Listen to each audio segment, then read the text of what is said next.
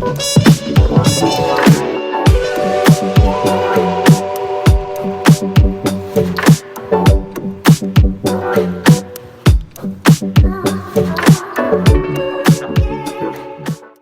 right.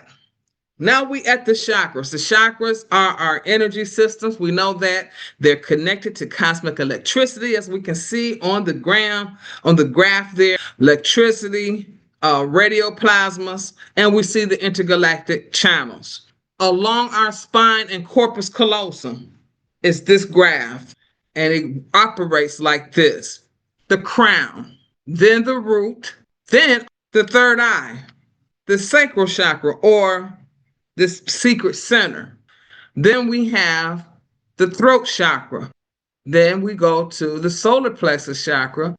And then the last one, which will be the heart chakra. From here on out, with the crown chakra, throat chakra, heart, solar plexus, and root chakras, we have to look at them as generators that helps us to get moving. Kali and Gamma are also major chakras, but we're not using them. They're not represented by the earth family. Gamma, that's your third eye. That means to follow, obey. But the point of the matter is we're not getting rid of these two chakras. We need the secret center because that's our heat.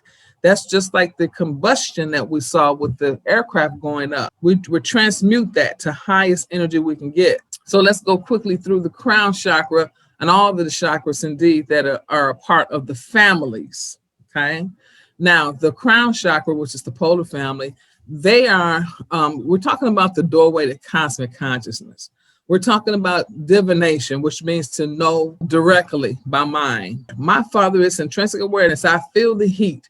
Throat chakra, it says the will to communicate, to extend oneself to others in patterns of informative thought and behavior. So this is a channel of communication, bringing the fourth dimension through to the third dimension. And we're talking mental and emotional bodies. This is where the artistic expression comes in at. And then we're talking about sound vibration. This chakra corresponds to the cosmic vibratory root.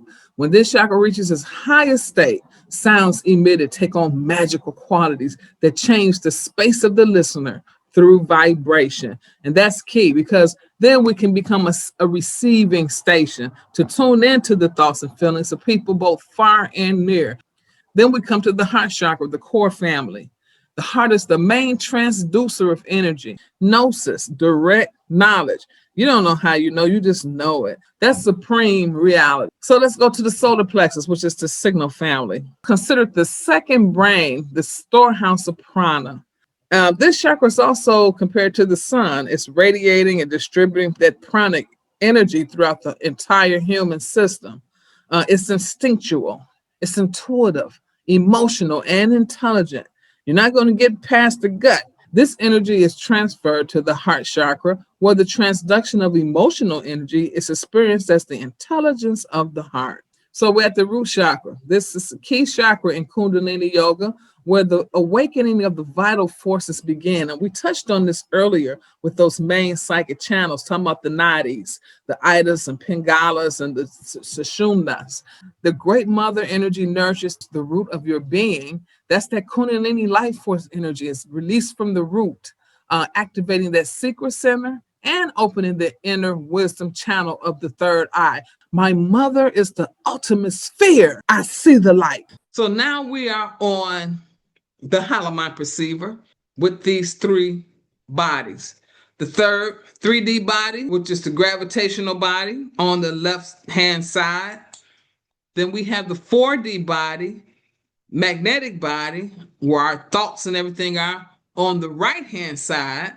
Then in the middle, we have 5D, our electrical body or our higher self. What are the activations for this plasma, for instance? What are we going to look at?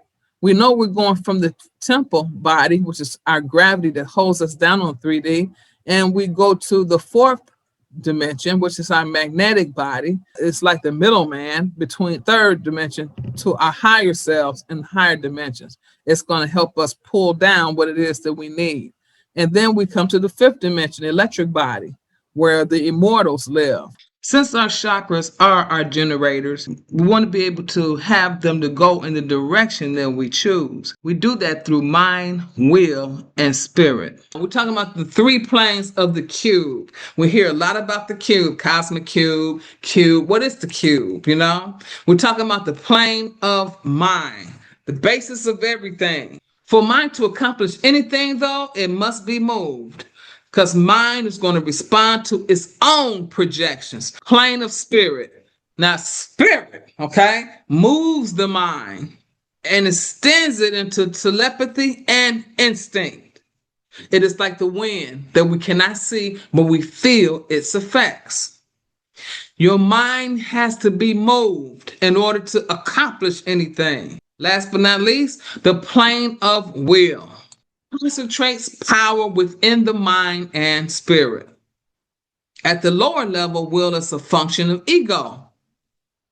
Will is how ego gets its way, but it's never satisfied. Never. Ego ain't never gonna be satisfied. They want to go. It want more. I made the manager. I want more. Oh yeah, so I own this now. Okay, you can do this. Oh yeah, now we own 3 franchises. You want more? I'm gonna run for Congress. So I want more. We're given free will and afforded the opportunity to align our little will with divine will. It seems like it is a choice. You can choose to line your will with the big will, divine will, or choose to stay and remain in the ego.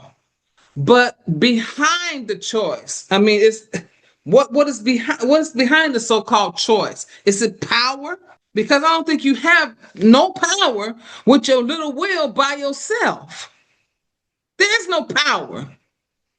There can only be power in the superiority of the Almighty, period.